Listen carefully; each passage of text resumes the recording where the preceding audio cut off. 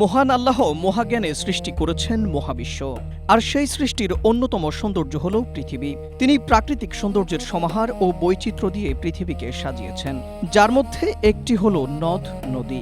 তবে পৃথিবীতে এমন কিছু নদী রয়েছে যার উৎপত্তি খোদ জান্নাতে।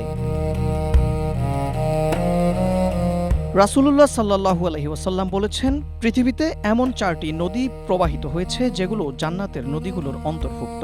এ নদীগুলো শুধু ভৌগোলিকভাবে গুরুত্বপূর্ণ নয়, বরং তাদের ঐতিহাসিক নানা কারণে গুরুত্বপূর্ণ, যার সাথে জড়িত রয়েছে ইসলামের ঐতিহ্যের নানা প্রেক্ষাপট।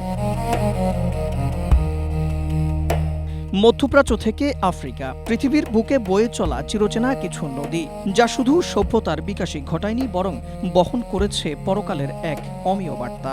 গবেষকরা জানান, ফোরাত, নীলনদ, সাইহান এবং জায়হান পৃথিবীর বুকে প্রবাহিত জান্নাতের এই 4 নদী আমাদের মনে করিয়ে দেয় এক গভীর সত্য। পৃথিবীতে আমরা যেসব নেয়ামত ভোগ করি তা আসলে জান্নাতের অফুরন্ত দানের একটি ক্ষুদ্র ঝলক মাত্র। ভৌগোলিক দিক থেকে এই নদীগুলোর গুরুত্ব অপরিসীম। মধ্যপ্রাচ্যের ঐতিহাসিক ফোরাত নদীটি তুরস্ক, সিরিয়া ও ইরাকের উপর দিয়ে বয়ে গেছে। অন্যদিকে আফ্রিকার বুক চিরে বয়ে চলা পৃথিবীর দীর্ঘতম নদী নীল নদের উৎস নিয়ে মহারহস্য হয়ে আছে শত শত বছর ধরে। পাশাপাশি তুরস্কে রয়েছে সাইহান ও জায়হান নদী। প্রাচীন লেখকদের বর্ণনায় সিহান নদী সম্পর্কে বিশদ বিবরণ পাওয়া যায়, যা প্রাচীন সিলিসিয়া অঞ্চলের সভ্যতার বিকাশে রেখেছিল গুরুত্বপূর্ণ ভূমিকা। বর্তমানেও এই নদীটি কৃষি ও বিদ্যুৎ উৎপাদনের অত্যন্ত জরুরি। এর অববাহিকায় উৎপাদিত গম, ভুট্টা, বার্লি, তুলা, ফল এবং সবজি স্থানীয় অর্থনীতির একটি বড় অংশ নিয়ন্ত্রণ করছে।